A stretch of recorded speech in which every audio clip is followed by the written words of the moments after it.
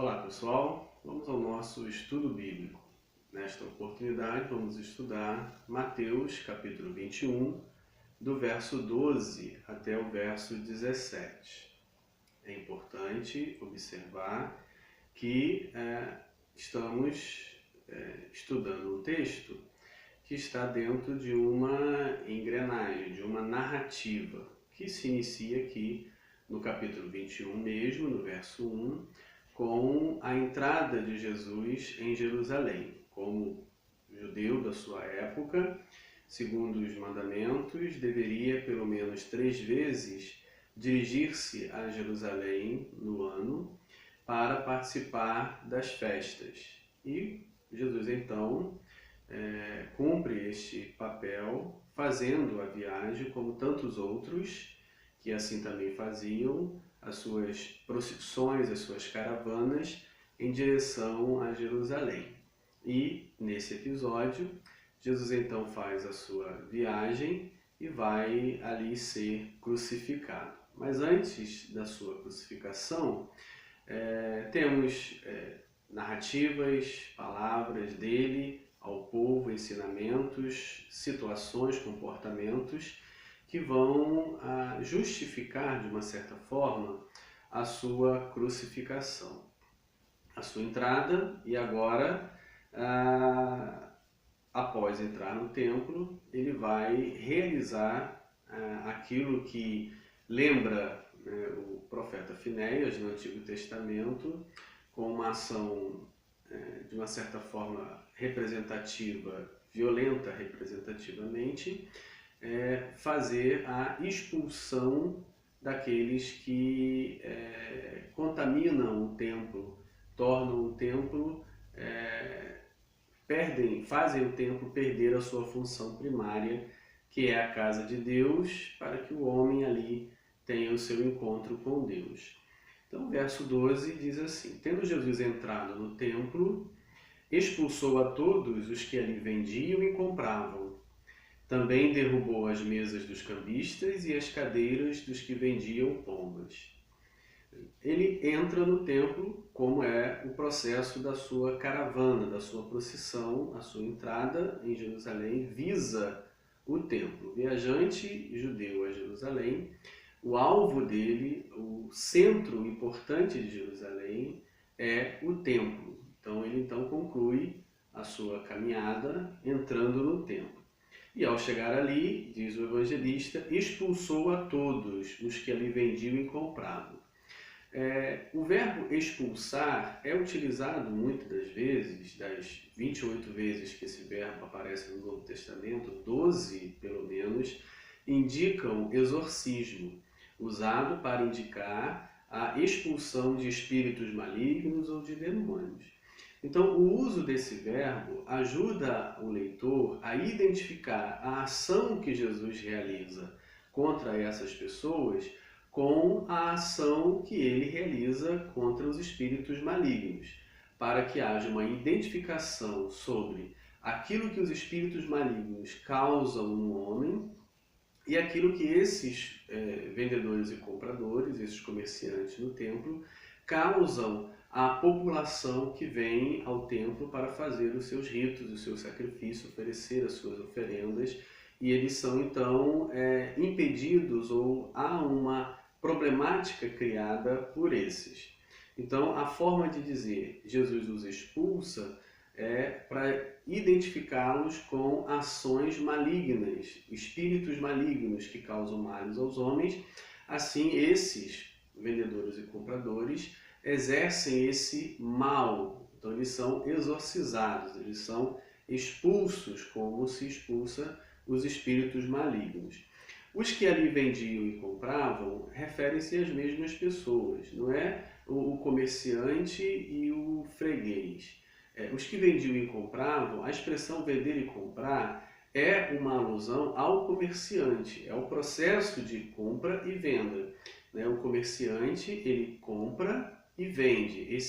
Essa ação de comprar e vender é uma ação própria do comerciante. Então aqui não está falando contra os que compravam, mas está falando contra os que vendiam. e esses que vendiam, esses que faziam o comércio ali naquele pátio interno do templo, são classificados como aqueles que vendem e compram, que é a expressão para comerciante. E a razão dessa ação de Jesus revela que essa venda, esse comércio, ele tem um objetivo maior, que não é servir as pessoas que talvez venham de longe e não podem trazer os seus animais, porque a caminhada é longa, vai ser desgastante, vai ser fora de funcionalidade, então facilitaria para eles comprarem ali. A razão não é essa, a razão é uma exploração. Uma vez que havia dois mercados, um no Monte das Oliveiras e esse controlado pelos sacerdotes, pelos principais sacerdotes do templo.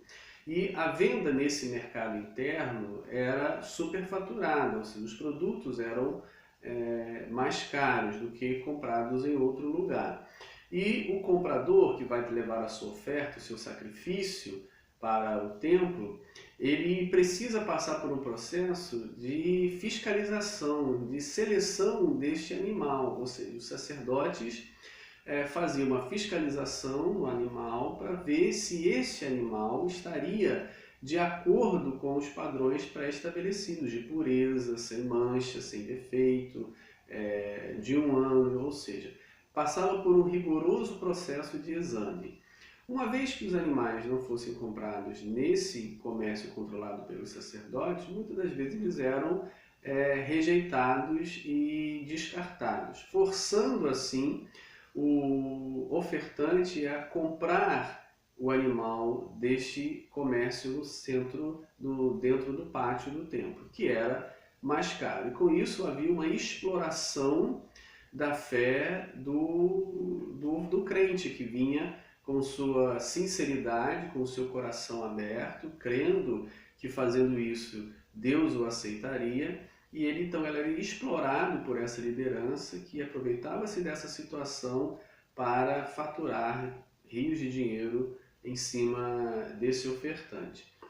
Então, uma forma de Jesus purificar o templo desses que estão fazendo essa exploração do povo. Também derrubou as mesas dos cambistas. E aí a gente encontra outra questão importante. Qual era a necessidade do cambista? Por que haveria ali um câmbio, uma casa de câmbio no templo? É importante salientar que na lei de Moisés dizia que proibia-se qualquer tipo de escultura, qualquer tipo de imagem.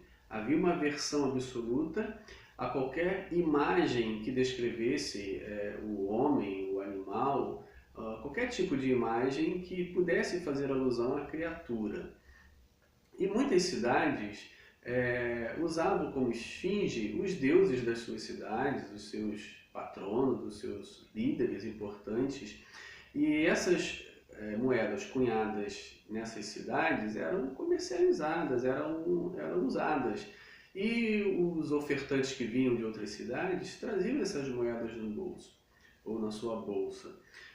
Contudo, eles não poderiam usar essas moedas com esfinge no templo, nem ofertá-la como uma oferta em dinheiro, e nem poderia comprar e consumir nesse comércio, para que não contaminasse o templo com a imagem de deuses ou de criaturas.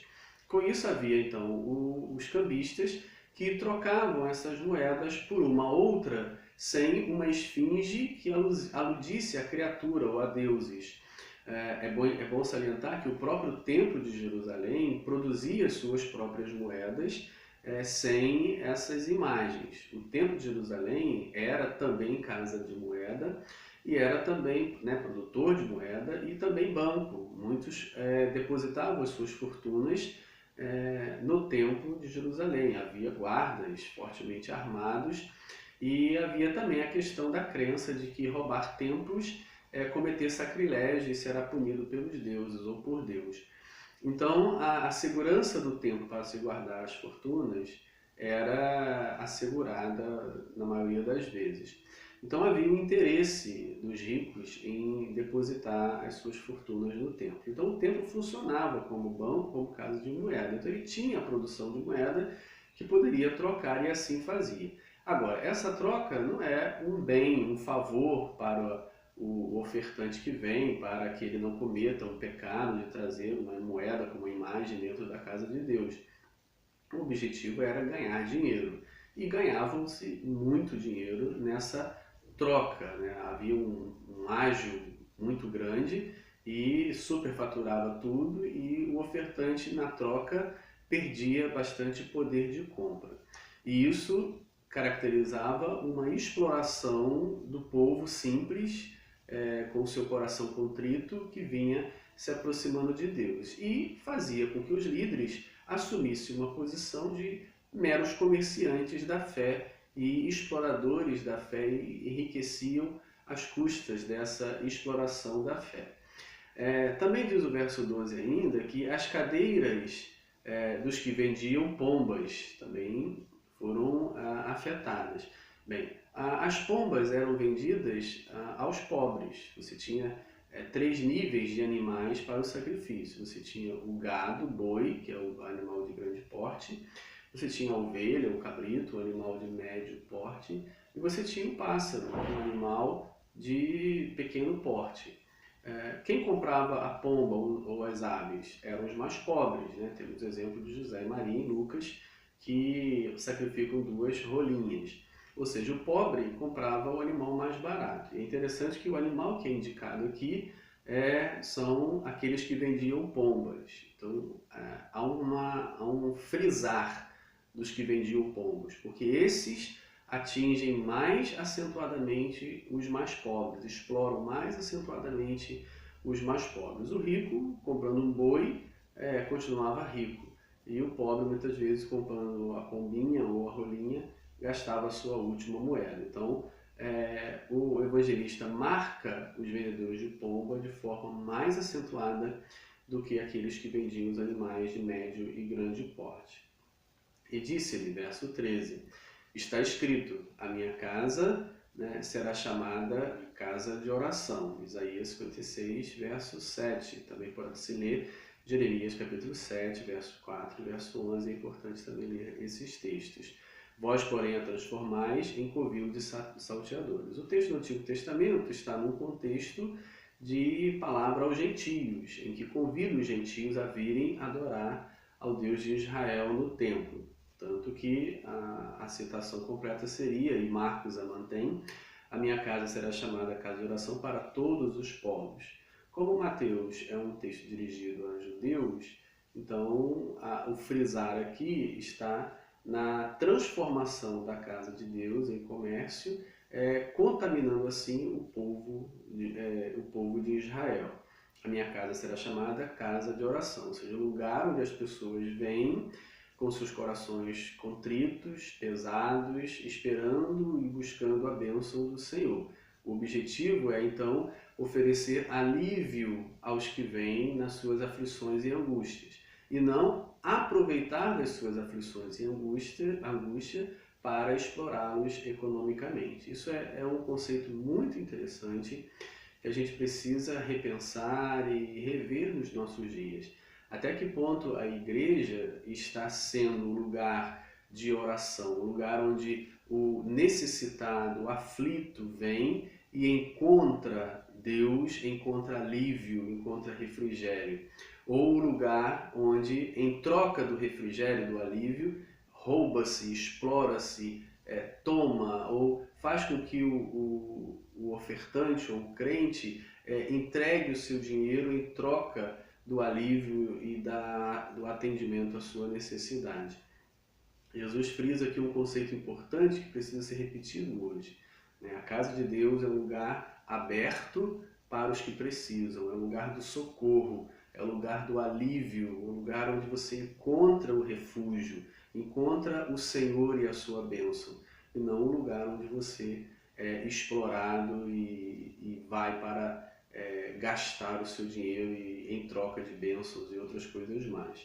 E ele diz, aqueles que assim fazem, que utilizam a casa de Deus não para servir o povo e aliviar os aflitos, mas para explorá-los com as vendas superfaturadas e questões tantas que existem relacionadas a isso, transformam a casa de Deus em covil, né, de salteadores, ou seja, ele chama esses líderes religiosos de ladrões, que não estão cumprindo o propósito pela qual a casa de Deus foi estabelecida. Verso 14, vieram a ele no templo cegos, coxos, e ele os curou. Com isso reforça a ideia da função da casa de Deus, ou seja, os necessitados estão ali à porta, estão ali à margem e não são atendidos. Pior até, eles são proibidos de entrar no templo, né? Pessoas com deficiência física eram consideradas pessoas amaldiçoadas por Deus e eram proibidas de acessar o templo. Em Atos temos um episódio de Pedro e João que chega na porta do templo, encontra um paralítico pedindo esmola e eles o curam e ele então sai pulando e saltando, entra no templo, coisa que ele não poderia fazer antes, glorificando a Deus. Então, esses que são expulsos à margem, que deveriam encontrar na casa de Deus o alívio, o socorro para a sua aflição, para a sua necessidade, são excluídos. E aí Jesus então mostra para os líderes religiosos do seu tempo qual é a verdadeira função do enviado de Deus, é aliviar os necessitados. E ele então cura os cegos e os coxos que estão ali, mostrando esta é a função do enviado do Senhor, essa é a função do homem de Deus, essa é a função do sacerdote, daquele que vem em nome do Senhor, é aliviar os aflitos, é socorrer os necessitados, é abraçar os que estão em aflição, é dar a salvação aos que estão perdidos. E Jesus então executa, mostra que a verdadeira ação é a que ele faz, mostrando assim que o templo falhou, os seus líderes falharam, mas o Senhor, por misericórdia do seu povo, envia o Salvador, envia o templo propriamente dito. Jesus é o templo de Deus, é onde Deus habita, para mostrar o que se deve fazer. Verso 15, mas vendo os principais sacerdotes e os escribas as maravilhas que Jesus fazia, bem, quais são essas maravilhas? As maravilhas para o evangelista, claro, é uma ótica cristã, é uma ótica do evangelista. Ele vê as ações de Jesus como maravilhosas. Os líderes religiosos certamente não viram como maravilhosas. E as ações maravilhosas é a expulsão dos comerciantes que exploravam os crentes que vinham para oferecer os sacrifícios e as suas oferendas, e também o alívio dos necessitados que estão ali. Para o evangelista, essas são as maravilhas que Jesus realiza. Então, ao ver as maravilhas para os necessitados, e além de ver essas maravilhas, que para os sacerdotes não eram maravilhas, mas para o povo, para aquele que precisa, eram maravilhas. E ao ver isso, e além disso, os meninos, né, as crianças, clamando Hosana ao filho de Davi, indignaram-se e perguntaram. Ou seja, a gota d'água seria o clamor, né, o cântico das crianças que exaltavam a Jesus como filho de Davi, glorificavam as suas ações como ações daquele que é enviado por Deus. E vendo então isso, foi a gota d'água, perguntaram-lhe, ouves o que esses estão dizendo? Por que você não os repreende pelas blasfêmias, pelas coisas ruins que estão falando? Responderam Jesus, sim, nunca lestes? Aí já tem uma condenação de Jesus. Vocês como principais sacerdotes, como guias do povo, precisam ler as Escrituras, precisam conhecer a vontade de Deus e precisam, ao ler as Escrituras, interpretá-la corretamente e mostrar ao povo o caminho correto. Mas a leitura deles era seletiva, era uma leitura comprometida com os seus interesses. Não é muito diferente em qualquer tempo, em qualquer época e nos dias de hoje, em que a leitura das Escrituras é feita, muitas das vezes, para satisfazer uma coerência particular religiosa da pessoa. Ou seja, ele pega um livro, né, com um monte de ensinamentos, seleciona um e diz, olha, aqui está o que a Bíblia diz, e ignora todos os outros, porque ele é conveniente, é do seu interesse fazer isso naquele momento. E isso é muito comum, líderes ou ensinadores da Bíblia fazer seleções de frases e textos que lhes interessam dentro de um mesmo livro, onde tem muitas outras que eles ignoram e não prestam atenção. Então essa leitura abusiva, essa leitura seletiva, essa leitura coerente apenas com os interesses daquele que lê e ensina, precisa ser rejeitada. A Bíblia precisa ser lida no seu todo, os ensinamentos no seu todo, e não de forma seletiva. Essa é uma leitura equivocada. E aí Jesus chama a atenção dele: vocês não estão lendo as Escrituras de forma plena, vocês estão lendo seletivamente, porque as Escrituras também dizem: da boca de pequeninos e crianças de peito, tiraste perfeito louvor. Salmo capítulo 8, verso 2. Ou seja, é das crianças, que aí representam os humildes, né, os marginalizados. Nós já vemos isso ao longo do Evangelho de Mateus, capítulo 18, chama os seus discípulos, coloca uma criança no meio deles e diz: se vocês não se tornarem como esta criança, vocês não entrarão no reino dos céus. Então a gente percebe a criança como símbolo do crente humilde. Capítulo 20, se vocês querem ser o maior de todos, sirva os outros, seja escravo dos outros. Ou seja, tanto a criança quanto o escravo estão no mesmo nível social nos dias de Jesus. E é dali que sai a expressão de Deus. É da boca dessas crianças rejeitadas pelos adultos, por aqueles que controlam a sociedade, é que Deus manifesta a sua vontade, é que Deus fala. Então, não é apenas a questão da criança, mas é o que a criança representa socialmente naquela cultura e naquela sociedade. E é dali que sai, então, de forma espontânea, simples, pura, o perfeito louvor, ou seja, aquilo que é dito de forma perfeita. E o que estava sendo dito, louvavam a Jesus e louvavam a Deus, dizendo que Jesus, o filho de Davi, está entre eles. Diante dessa rejeição dos seus gestos e do seu ensinamento, das suas maravilhas, diz o verso 17 que Jesus deixa-os, saiu da cidade para Betânia, onde pernoitou. Deixando-os significa Deus deixa o templo, Jesus deixa o templo, é para mostrar que Deus não habita neste templo controlado por salteadores, por mercadores da fé. Deus não está mais aí, e a presença do próprio Deus em Jesus sai do templo e vai para uma vila, para uma cidade pequena, Betânia, e se hospeda numa casa de alguém. Então, para mostrar que onde está Deus, então? Onde está Jesus? No templo magnífico de Jerusalém, onde só há salteadores e exploradores da fé? Ou está numa pequena vila, numa pequena casa onde ele é hospedado? Ali Jesus passa a noite, ali Jesus mora, ali Jesus vive. É importante frisar que Mateus é escrito muitas décadas depois e num contexto onde a igreja já existe e se reúne nas casas. Então é também oposição, uma grande lição para a igreja primitiva, essa oposição entre o templo e as casas onde eles se reuniam. Jesus está na casa e não mais no templo ou não no templo.